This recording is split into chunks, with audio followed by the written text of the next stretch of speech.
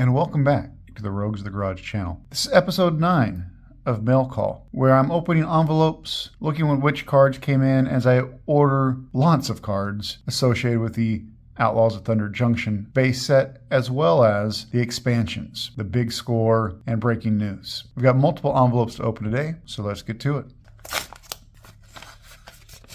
First card today seems to be the extended art version of Bonnie Paul Clearcutter, legendary creature, Giant Scout, 6/5 with reach. When Bonnie Paul Clearcutter enters the battlefield, create blue. A legendary blue ox creature token with this creature's power and toughness are equal to the number of lands you control. Whenever you attack, draw a card, then you may put a land from your hand or graveyard back on the battlefield. So this character comes with a lot of recursion. It seems like it would play well in land recursion decks. I know as someone who plays the 4 pre-con commander decks, there's a land recursion deck out there, but it doesn't fit Bonnie Paul. I believe it is green, red, white. Bonnie Paul is green, blue. But you could build another land recursion deck, I'm sure, out of green, blue or some variation on it. It seems like a very powerful ability to have with all the land recursion. Again, Bonnie Paul.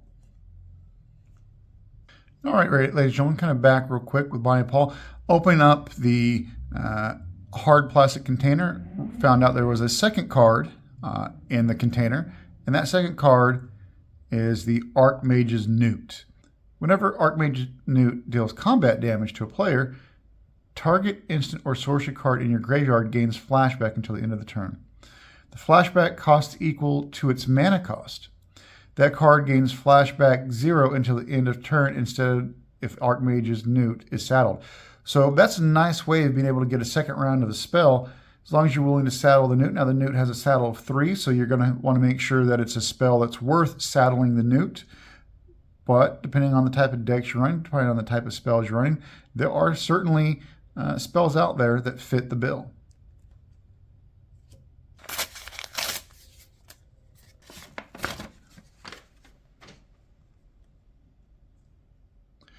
All right, looks like we have Frontier Seeker. And I believe this is the promotional version of the Frontier Seeker. 1 white, 1 colors, 2/1. When the Frontier Seeker enters the battlefield, look at the top 5 cards of your library. You may reveal a mount creature card or a plains card from among them and put them into your hand. Put the rest on the bottom of your library in a random order. So yeah, I think if you're playing a white-centric deck, this might be a nice thing to have. If you're playing a mount-centric deck, this might be a nice card to have. Again, 2 mana for a 2/1 that gives that extra little ability. It's not bad. Like I said, I think in a primarily white deck, mono white, maybe again white with a few splashes of 1 or 2 other colors. It's not a bad card to think about including in the deck.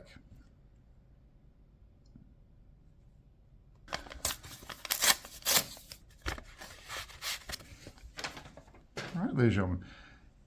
Next, we have Costly Plunder.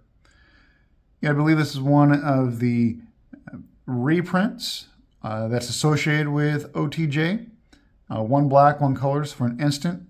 As an additional cost to cast this spell, sacrifice an artifact or creature, draw 2 cards. It's not bad, depending on the type of creatures you're having to sacrifice or the artifacts. I would think ideally you want to have some type of cheap token out, a 1/1 token, 0/1, what have you, something along those lines that you can easily replace. You sacrifice that, you cast the Costly Plunder, all of a sudden you get a little bit more card draw.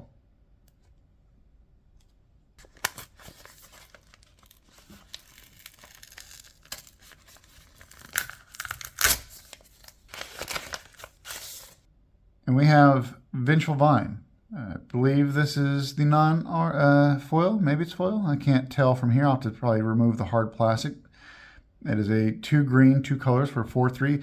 The full art version was given out in the store championships to the person who won the championship.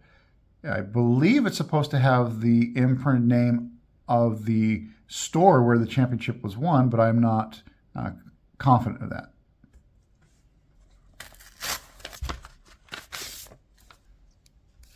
All right, now this is a top 8 from store championships, and it does have the name of the store in which the competition took place. It's the hollow one. It's an artifact creature, 5 colorless for a 4/4. The spell costs 2 less colorless to cast for each card you've cycled or discarded this turn. Cycling of 2.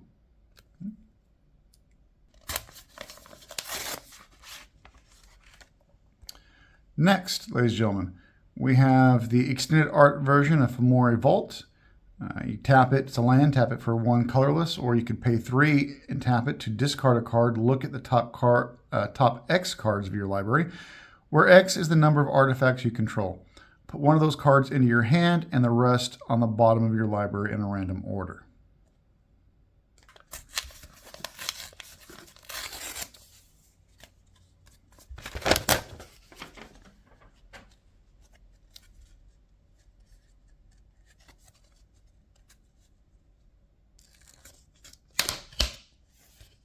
There we go. The Grand Abolisher. Seems like 2 episodes in a row. The first, or the previous episode rather, I believe it was the standard art version of the Grand Abolisher. This is the extended art version of the Grand Abolisher. Again, 2 white for 2/2. During your turn, your opponents can't cast spells or activate abilities of artifacts, creatures, or enchantments. Again, as I said in previous episodes, I believe this is a win condition.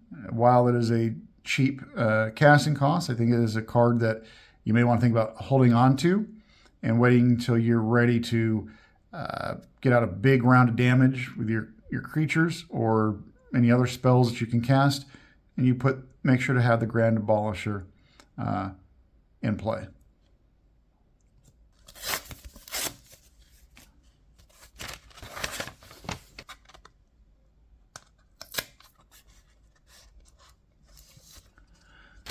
All right, ladies and gentlemen, we have a non-foil version of Collective Defiance. Again, I believe that we had earlier received a foiled version of Collective Defiance. So this is, again, a non-foiled version. I've mentioned in previous episodes, I'm looking to collect non-foil as long as there are non-foil versions. Certain cards only come in foil, and that's okay. I'll collect those. But to try and keep the cost low, at least as low as possible, I'm simply trying to collect non-foil versions. And so here's the non-foil version of Collective Defiance in the Breaking News style. 2 red, 1 colorless. Sorcery with an escalate. It may pay this cost for each mode chosen beyond the first. So you're looking at, again, 2 red, 1 colorless, and then at least 1 more. You can target player discards all cards in their hand, then draws that many cards. Collective Defiance deals 4 damage to target creature. Collective Defiance deals 3 damage to target opponent or planeswalker. So you could be looking for at up to 2 red and 4 colorless for all abilities. The abilities aren't bad, and I think they could be very handy in the right situation. Next, we have the Wanted poster version. This is, I believe, coming from the Secret Lair for OTJ. We have the Wanted poster version of Kalitas, Trader of Get, 3/4 for 2 black and 2 colorless with lifelink. If a non-token creature an opponent controls would die, instead exile that card and create a 2/2 black zombie creature token. Pay 1 black and 2 colors, sacrifice another vampire or zombie, put 2 +1/+1 counters on Kalitas, Trader of Ghent. I don't think it's a bad card at all. You know, 4 mana for a 3/4 that has lifelink, that has a chance to create zombie tokens and gain +1/+1 counters. I think the casting cost is well worth it, and Kalitas could be a decent addition to a black deck. All right, ladies and gentlemen, and that is Kalitas, Trader of Ghent. The extended art version of Molten Duplication. 1 red, 1 colorless for sorcery. Create a token that's a copy of target artifact or creature you control, except it's an artifact in addition to its other types. It gains haste until the end of the turn. Sacrifice at the beginning of the next end step. Cheap little sorcery, gets you an extra little bit of damage or abilities for a turn.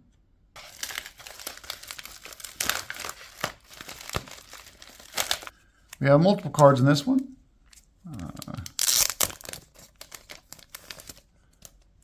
All right, so let's go with the hard plastic first.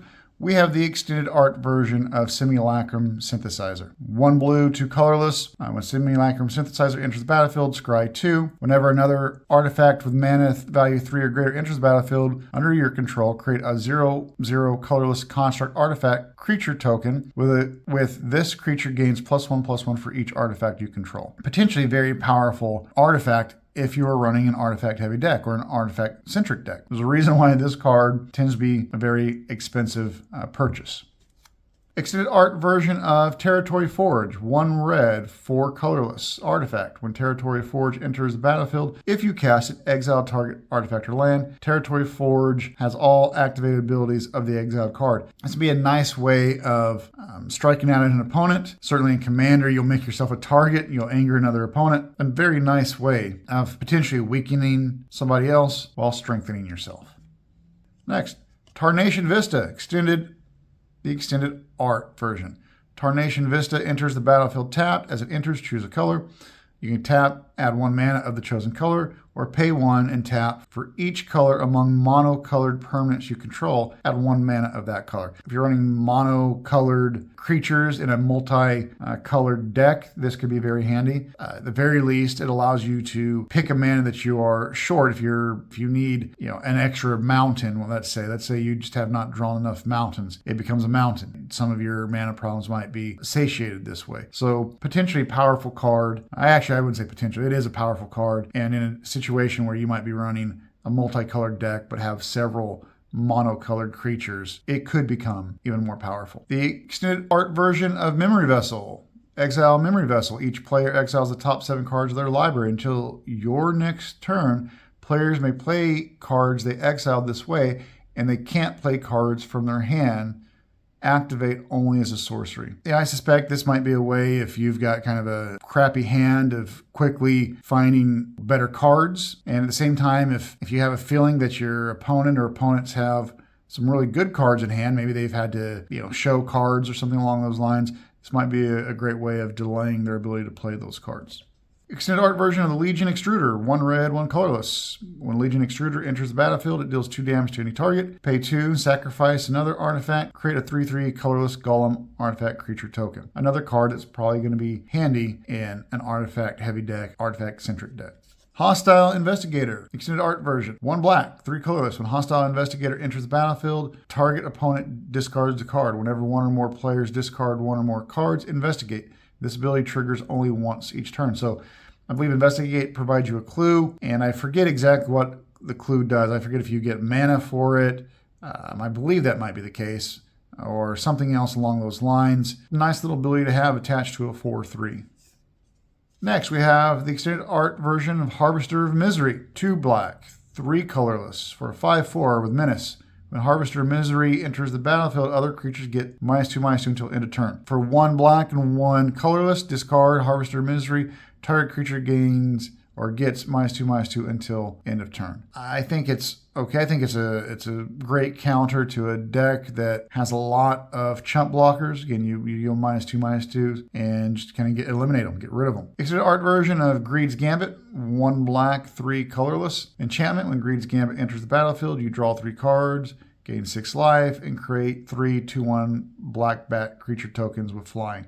At the beginning of your end step, you discard a card, lose 2 life, and sacrifice a creature. When Greed's Gambit leaves the battlefield, you discard 3 cards, lose 6 life, and sacrifice 3 creatures. I see this as an in-game scenario situation where, as the name suggests, you have to take a bit of a gamble, a bit of a risk. But if you're in that situation where you need those extra 3 cards or you need those extra creatures, this is something that could be very valuable.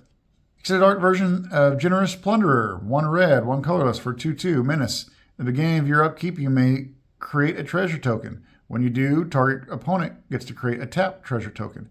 Whenever Generous Plunderer attacks, it deals damage to defending player equal to the number of artifacts they control. I think it's a very nice card to, this time, play against artifact decks, getting to do extra damage for artifacts people control. Extended art version of the Esoteric Duplicator, 1 blue, 2 colorless. Whenever you sacrifice Esoteric Duplicator or another artifact, you may pay 2. If you do, at the beginning of the next end step, create a token that's a copy of that artifact. Pay 2, sacrifice Esoteric Duplicator, draw a card. And the last card for today is the extended art version of the Bristlebud Farmer. 2 green, 2 colorless for a 5/5 with trample. When Bristlebud Farmer enters the battlefield, create 2 food tokens. Whenever Bristlebud Farmer attacks, you may sacrifice a food. If you do, mill 3 cards. You may put a permanent card from among them into your hand. It could be handy. You're going to want to put this into a deck that has other food token creation, because again, I believe the Bristlebud only creates the 2 tokens when it enters play. So you're going to want to have to find another source for food tokens. But if you do, it's not a terrible way of getting through your deck, looking for cards you may need. I'm not quite sure it's one that I would put into a deck, but again, I'm just a casual.